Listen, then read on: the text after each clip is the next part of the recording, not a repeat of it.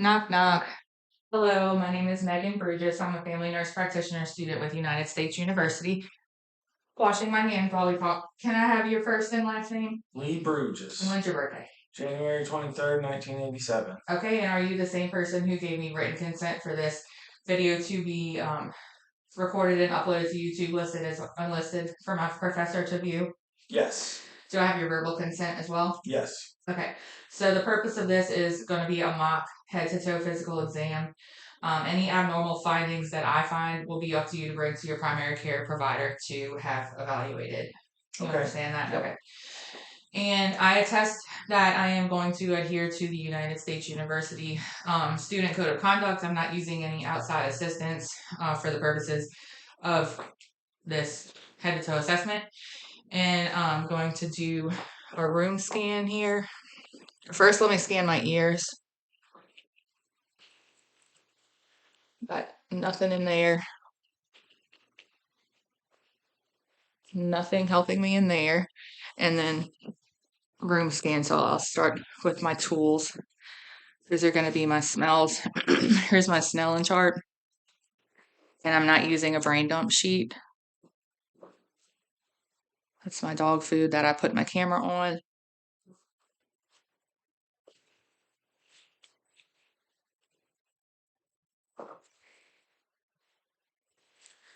So there's that entire wall. This is the TV that's off. And here's a mirror showing that there's nothing on my computer helping me.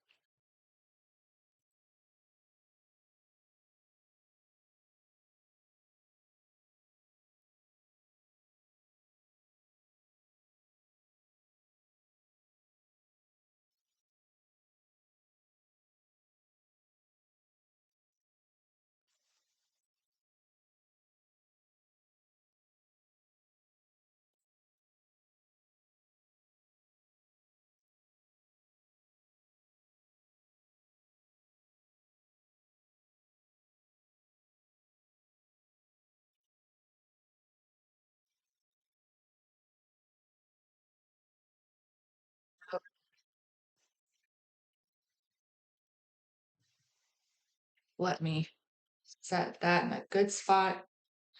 All right, and so let's begin. And I've washed my hands already. So remind me your full name and date of birth. Lee Bruges, January 23rd, 1987. What is your gender by birth and by identity? Male and male. And your pronouns? He and him. Okay, mine are she and her. And what is your ethnicity and race? White Caucasian. Okay.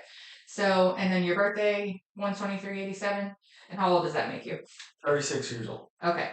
So, what brings you to the clinic today? A well exam. All right, and if he were to say that he was here for a problem exam, I would use the old cards method to assess onset, location, duration, characteristics, aggravating or alleviating factors, radiation, timing, and setting or severity of the problem or pain that brought him in here.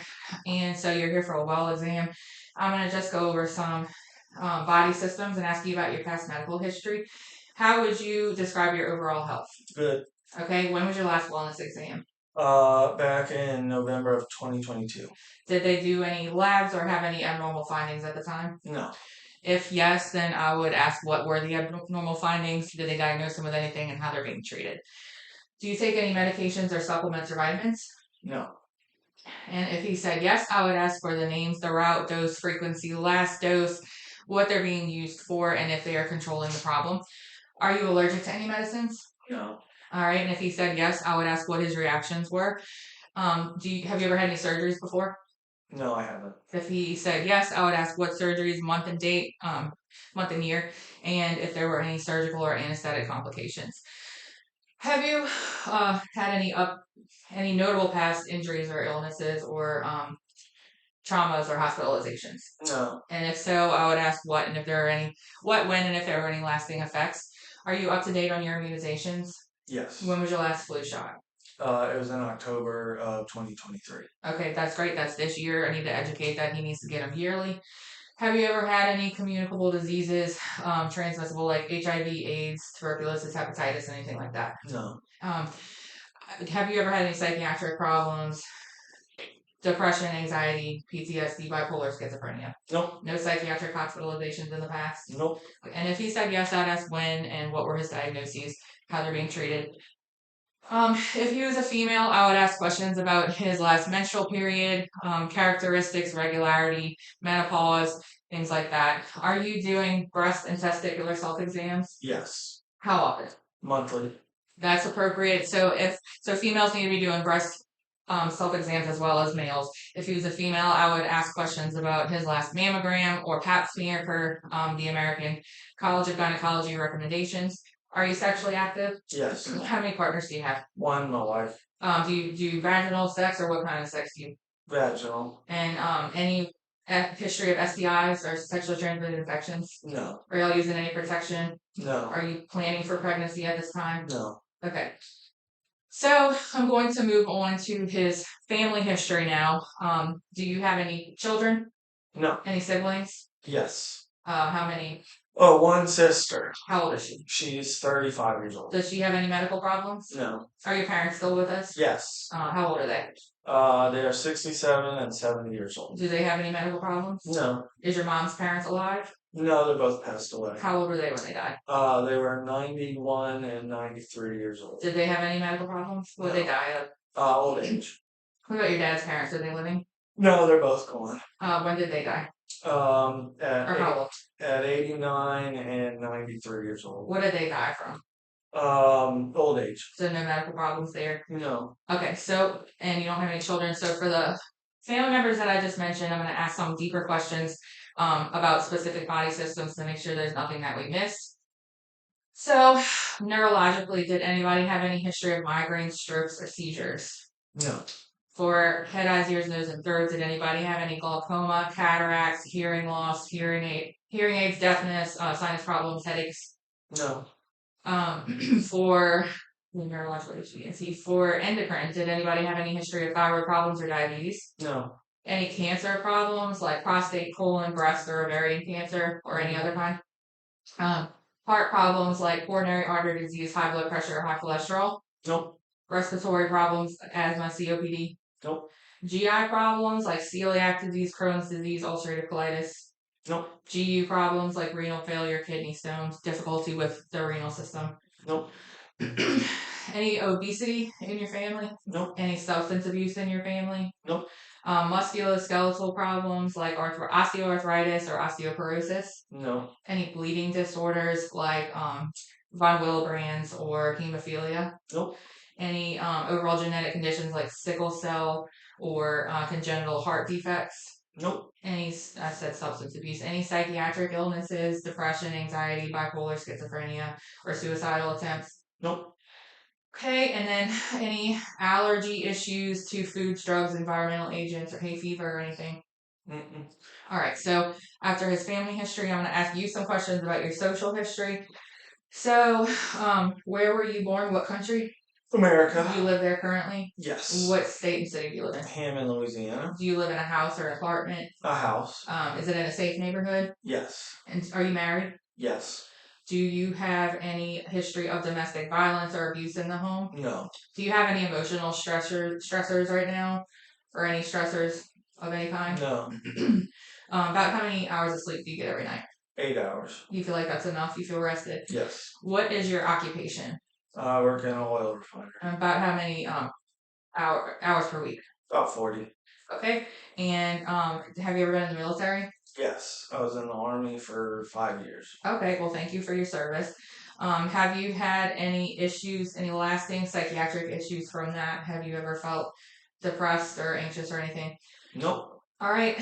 And do you drink any alcohol or use any tobacco or smokeless tobacco, smoking, vaping, dipping, nicotine of any kind? No, I don't. And if he said yes, I would ask what it is that he uses and when was his last use of it. What do you have any dietary habits? Do you follow a special diet? Just eat regular. Do you drink any water every day? Yeah, about How much? 8 glasses. Okay. And do you drink any caffeine? No. All right. Use any laxatives? Nope. What are your hobbies? I like to do yard work and go fishing. Okay. And then do you practice any risky behaviors like texting and driving, drinking and driving, not wearing your seatbelt, anything like that? No. Do you have guns in the house? You Yes. keep them locked up? Yes. All right. And then you have a pool on the property? Yes. You have a fence around it? Yes. Great. Do you exercise? Yes. About what do you do? How much every day? About 30 minutes of walking every day. Okay, and that's going to be a sufficient number of minutes of exercise per week for the American College of Cardiology. If not, I would educate him on how much exercise he should be doing. So these are all good social findings. Now I'm going to move on to a review of systems. So constitutional, you said you would describe your health as overall very good. Do you ever get any fatigue, weakness, fevers or chills or unintended weight loss or weight gain? No. Do you have any neurological problems like dizziness, trouble walking, unilateral weakness, sensation loss, tingling, headaches, seizures? Nope. Okay. HEENT, do you ever get any difficulty to changes to your hearing or ear drainage or discharge? Sinus problems, runny nose, changes to your smelling, any of that? Nope. Okay. When was your last dental exam? In August of this year. Do you ever get any trouble chewing, difficulty chewing, painful swallowing, difficulty swallowing, sores, ulcers, or lesions in your mouth? Nope. And any changes to your vision ever, like double vision, blurred vision, tunnel vision, spots, floaters? Nope. And when was your last eye exam? That was in June of this year. Okay. And endocrine, do you ever get any heat intolerance, cold intolerance, unintended weight loss, weight gain, or hair loss? Nope. Heart, any chest pain, palpitations, abnormal skipped heartbeats, or shortness of breath with or without exertion? Nope. Respiratory, any persistent cough or trouble breathing? Nope. Any GI issues like constipation, diarrhea, changes to your bowel habits, bowel movements, abdominal pain, nausea, vomiting, blood in your stool? Nope. When was your last bowel movement? 8 o'clock this morning. Was it a normal consistency and color? Yes. Brown and soft? Yes. Skin and breast, have you noticed any dryness or rashes or lesions to your skin, nodules, anything abnormal like that? Nope. All right, and then musculoskeletal, have you had any pain with your joints with range of motion or swelling in your joints or anything like that? No. All right, hematologic, have you had any easy bruising, trouble healing, or prolonged bleeding? Nope. Any allergic immunologic problems, problems with your immune system, or hay fever, sinus problems, allergies to environmental agents, or anything? Nope. GU system, have you had any discharge, painful urination, changes to your difficulty urination, anything like that? Nope. No kidney stones. Nope. We said bleeding, and we hit every system. Oh, psychiatric, you've never had any suicidal thoughts, bipolar, schizophrenia, depression, or anxiety? Nope. All right. So we move on to a general survey. So looking at him, he's not in any acute distress.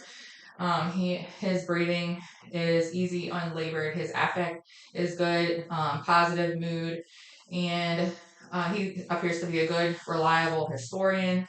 No respiratory distress. He's sitting upright. He is not disheveled. No malodors. He's well dressed. His height and weight are 5'10 and 240 with a BMI of 34 per the weights and heights that we got this morning. And his vital signs was 120/80, respirations of 16, heart rate of 70, statting 100% on room air, and his temperature was 98.0.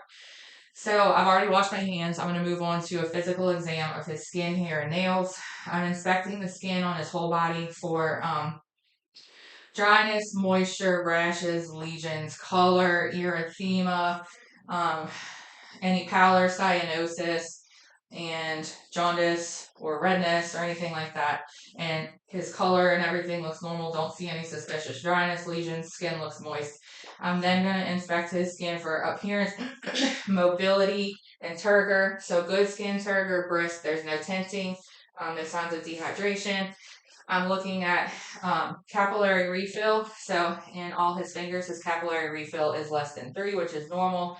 I'm looking for temperature, normal temperature, warm, not hot, and not cold. Hair distribution, texture, pigmentation, normal male pattern, no excessive hair, and there's no absence of hair. And looks like he's got fine hair over his arms and legs. No rashes, no swelling, redness, swollen joints, no asymmetry, facial asymmetry, or asymmetry anywhere.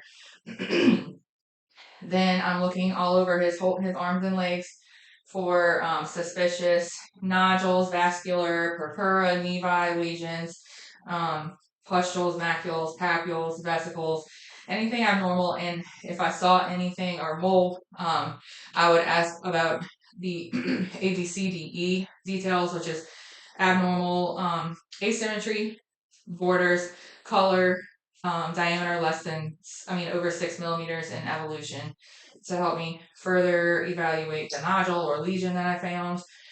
Next, I'm going to assess his head for symmetry and size and any facial asymmetry or edema. So he's normocephalic, he's symmetric, I don't see any facial asymmetry.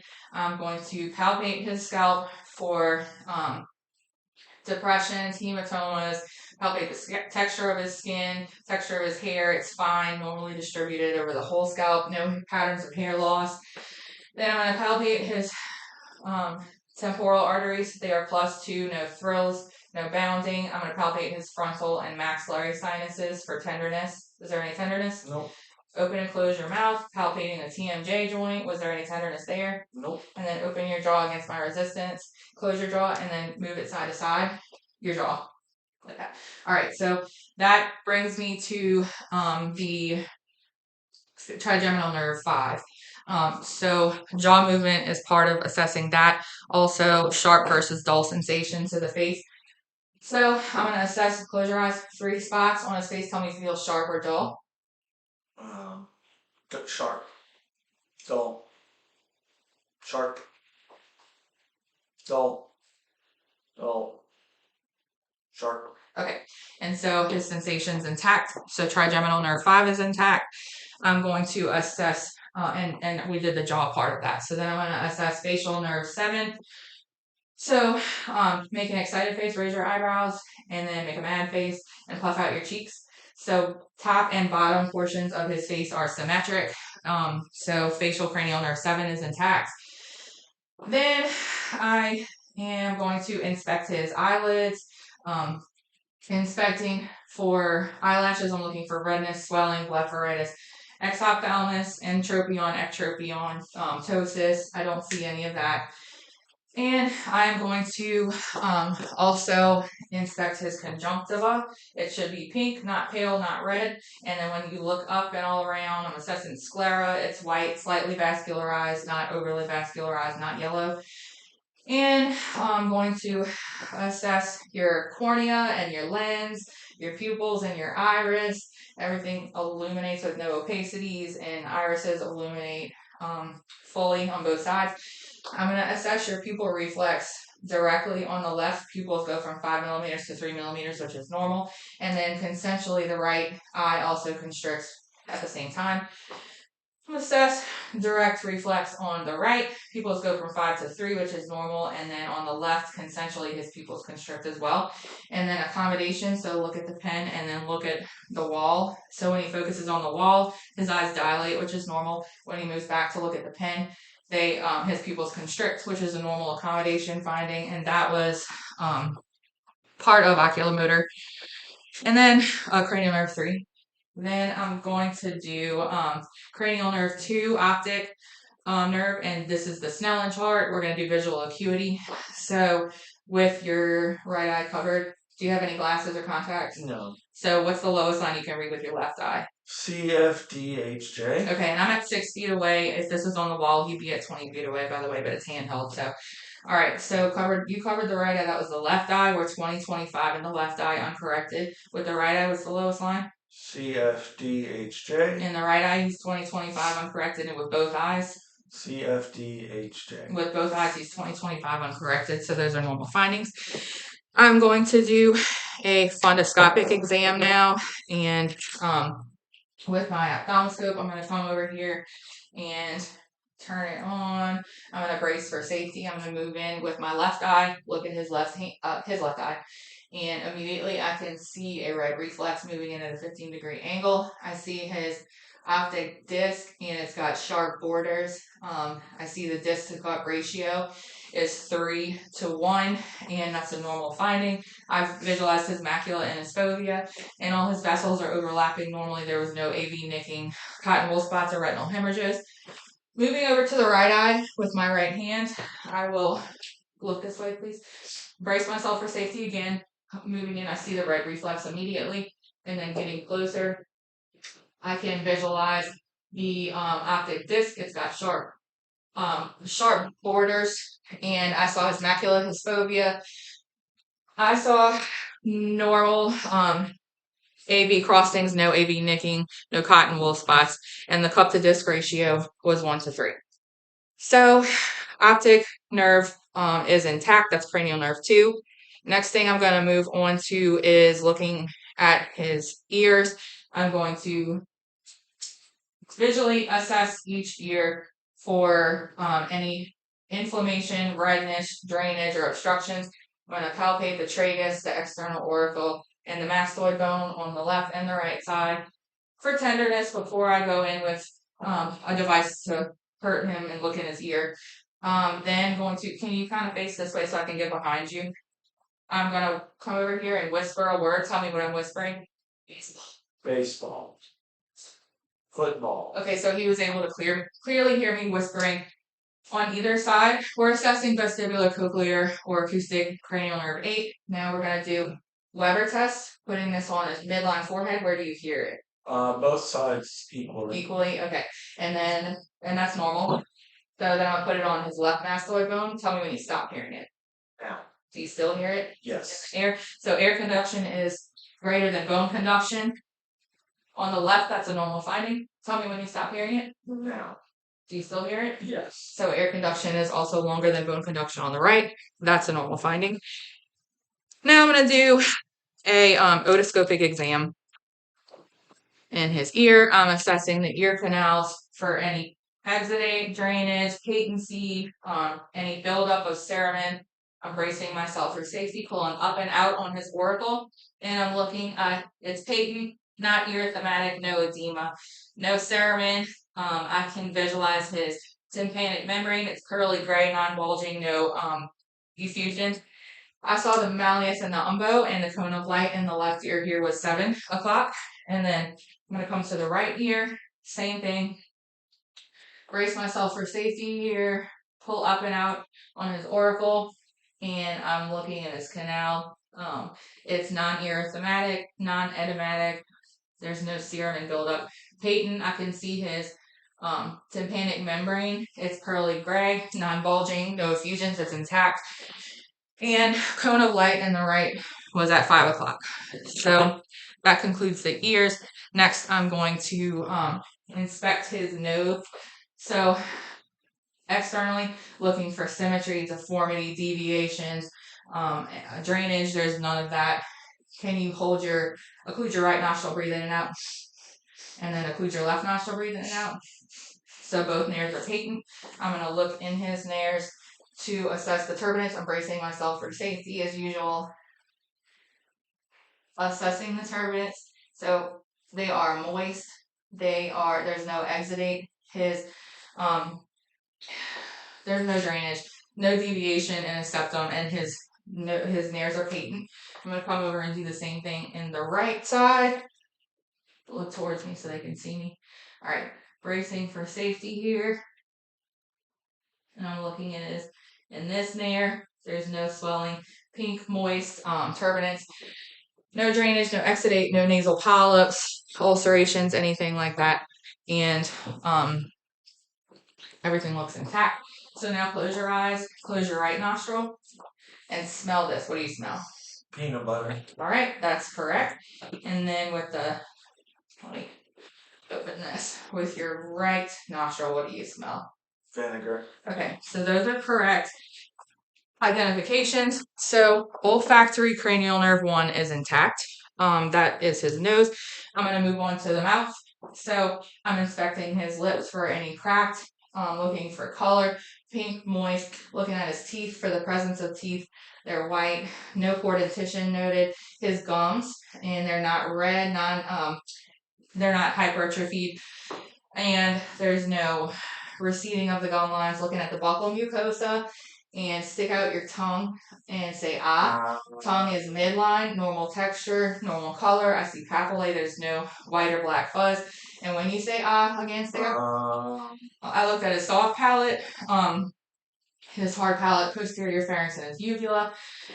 Uvula is midline, not swollen, not red. Tonsils are present. They are grade 1, no exudate. They're not red, they're just pink, like normal. And his uvula, soft palate, and his pillars, they moved appropriately when he said ah. Can you swallow? And then press your tongue against your cheek here and against your cheek here. So I just assessed cranial nerves 9, 10, and 12. 9 and 10 are glossopharyngeal and vagal. That's what, and vagus. So that was his swallow, his uvula, soft palate moving, and 12 is hypoglossal. Assessed that with his tongue being midline and the strength of his tongue. So then I'm looking at his neck for JVD. I don't see any jugular venous distension on the right or on the left. I'm going to palpate the neck now for his trachea to see if it's midline or if there's any enlargement on his neck, and there's not, no nodules, nothing like that. I'm going to use well, first let me palpate his lymph nodes. So preauricular, posterior auricular, and then tonsillar, submandibular, submental, and anterior cervical, posterior cervical, he's ticklish, and supraclavicular. So all the lymph nodes, they're not larger than pea size, they're non-tender, so those are normal findings. With tangential lighting, I want to observe his thyroid, and I don't see any goiters, nodules, anything like that, nothing abnormal, enlargements or anything. Face this way, please. Now, I have to palpate for landmarks, so I'm going to palpate the tracheal cartilage, the cricoid cartilage, and then the isthmus of the thyroid over the second and third tracheal ring. Ticklish again, all right? I don't feel any enlargement. Can you swallow? So it raises and falls when he swallows. That's normal. His thyroid isthmus does. And then I palpate the right side, no enlargement. I'm feeling the left side as well, no enlargement. Palpating the left side, no enlargement. And on the right side, his lobe is not enlarged as well. Okay, we made it through the thyroid exam. So, next, let me assess your spinal nerve 11, accessory nerve. So, up with your shoulders, 5 out of 5 strength against resistance with his trapezius muscle. Turn your head against my hand, head against my hand. 5 out of 5 strength bilaterally with his sternocleidomastoid muscles. The spinal accessory nerve 11 is intact. Then going to move on to his thorax. So inspecting the thorax anteriorly, I'm noting any, looking for any deformity in his chest wall, pectus excavatum, pectus carinatum. Don't see any. Looking for, and he would have his shirt off in the clinic, but for this video it's on. I don't see any lesions, nodules, redness, anything abnormal. And I'm going to palpate his sternum, and there's no tenderness to his sternum. So next, I'm going to have you turn this, oh goodness, have you turn that way so that my viewers can see. And I'm going to palpate his intercostal spaces on his back, posterior thorax, for any tenderness. And is there any tenderness? Nope. All right, I'm going to percuss in at least 8 fields in his back. I'm hearing resonance. I'm percussing the intercostal spaces. Percussing with my dominant middle finger onto my non-dominant distal interphalangeal joint. Percussing in all the fields. I'm going to do lateral percussion as well. I'm feeling tympany in all the lung fields. I mean, not tympany, resonance. And that's normal for lungs. Next, I'm going to have you inhale and exhale and hold it. Okay, and so I'm palpating for when it turns from resonance to dullness. That happens right here. On the left, palpating diaphragmatic excursion. You can breathe. So I would mark it here, and then I'm going to have you take a deep breath and hold it. and then I'm palpating. Right here is when it turns from resonance to dullness. So there's about approximately a 2.5 centimeter difference, height difference, which is normal, and it shows that his lungs are expanding. His diaphragm is expanding when he inhales and expanding when he inhales and going down when he exhales. We'll do the same thing over here. Exhale and hold it. All right, so it changes to dullness right here, and then inhale and hold it.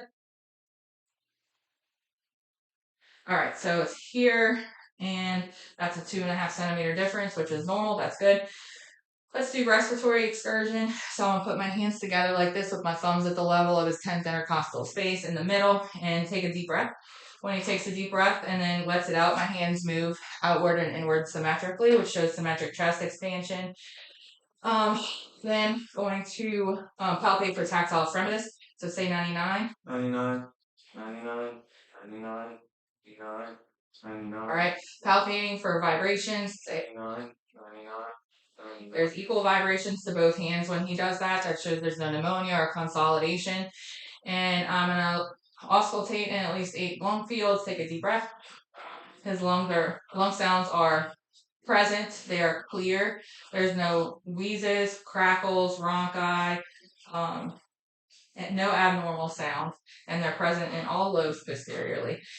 So we're going to move on to the anterior portion. You can turn back around. Let me start by doing respiratory excursion. The same move with the thumbs together. Inhale and then exhale. So my hands move symmetrically, showing symmetric chest rise. I'm going to percuss in all at least 8 lung fields over here. I'm hearing resonance in between the intercostal spaces.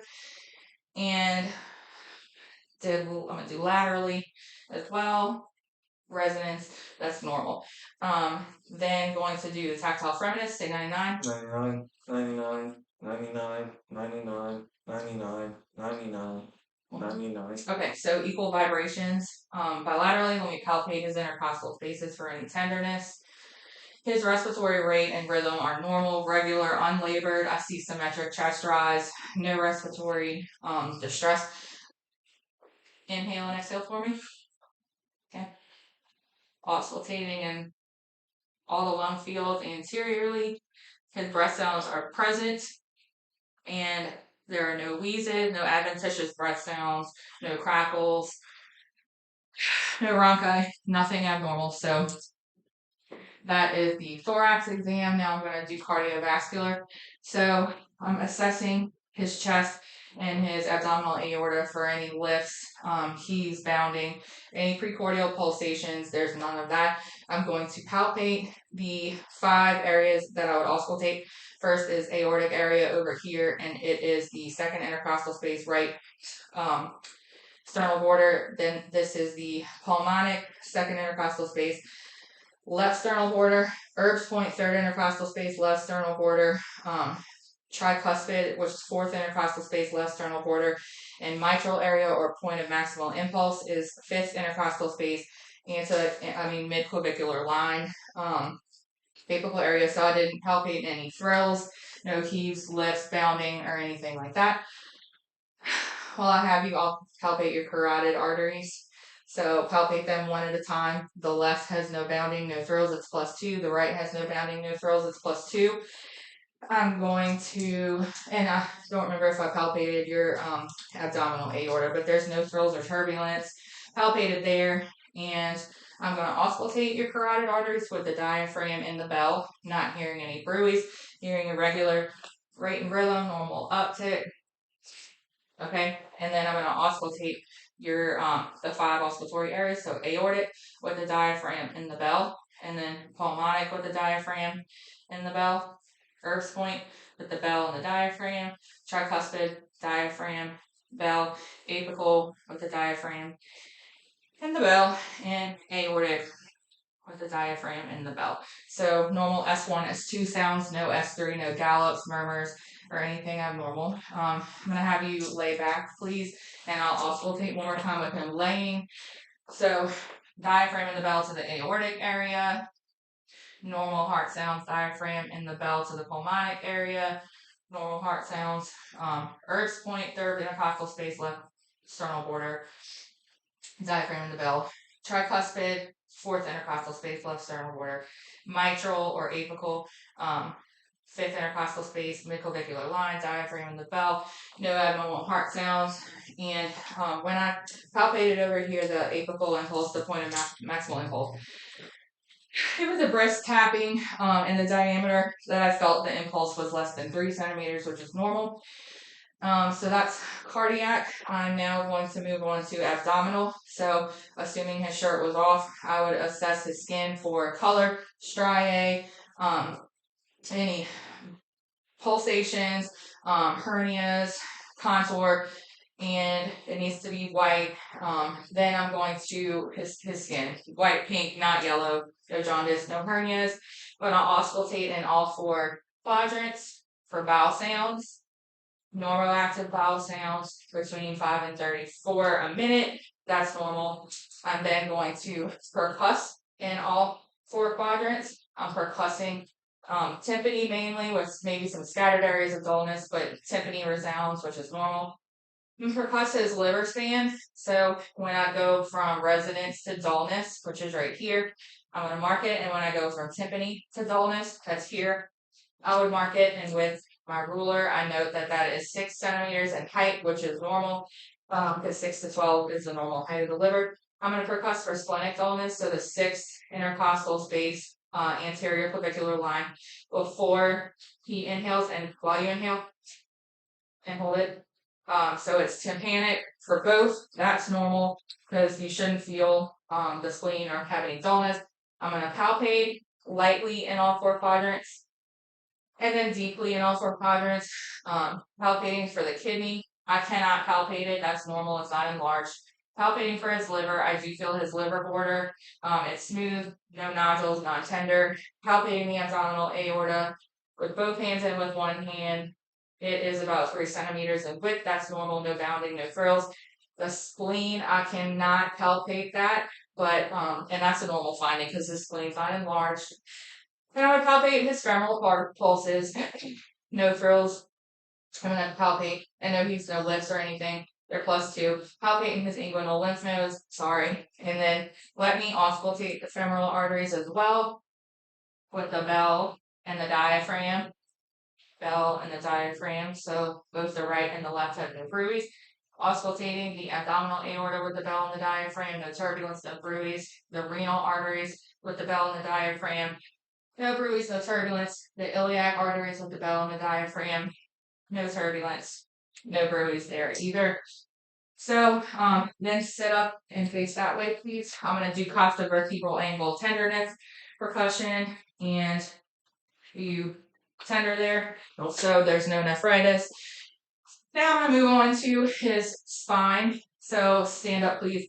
And I'm noting that his spine, it's symmetric shoulders, symmetric hips, and turn around. Any tenderness to your spine? Nope. I'm not noting any kyphosis, lordosis, or scoliosis. Bend over forward. And either side of his spine is the same height, and there's no tenderness to the spine, so that's normal. Then you can turn around to me.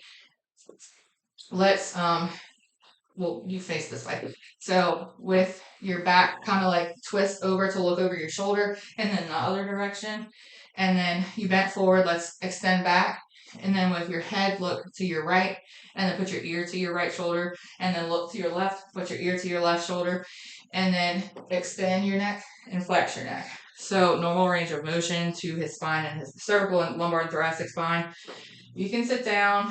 I'm going to inspect his shoulders, elbows, wrists, and hands for any swelling, any obvious fluid, redness. I'm going to palpate his shoulders, elbows, wrists, and hands. And capillary refill is normal. I'm going to assess his radial pulses while I'm here, +2, even, no frills. And with your shoulders, let's do range of motion. So put your arms up and then against me, resist me, and put your arms back and resist me. Try to bring them in, okay? And then abduct your shoulders, resist me, and adduct your shoulders, resist me. Adduct. and by your side. Good job. Then with your elbows, you can extend and flex, and then supinate and pronate. So normal range of motion. And then against my resistance, try to pull your elbows in and press them out. And that's normal. 5 out of 5 strengthen the shoulders and elbows with your wrist. Flex them and extend them.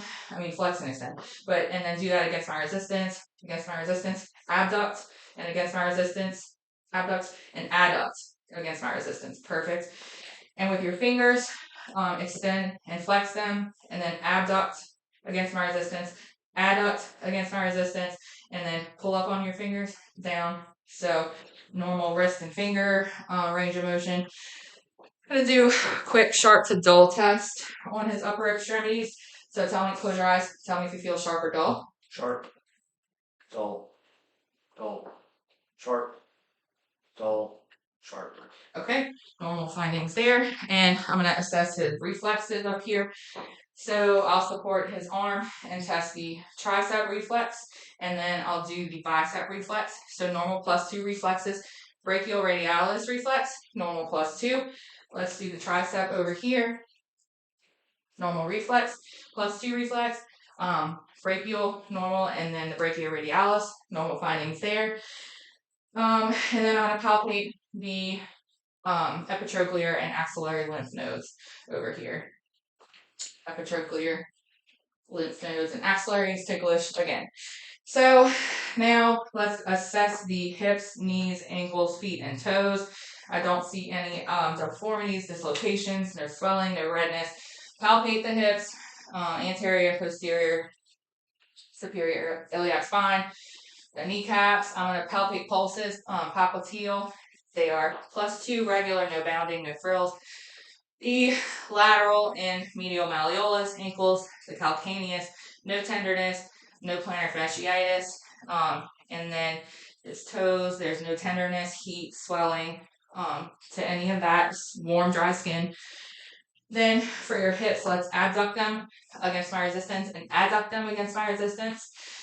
For your knees, let's extend it against my resistance here and pull them down against my resistance.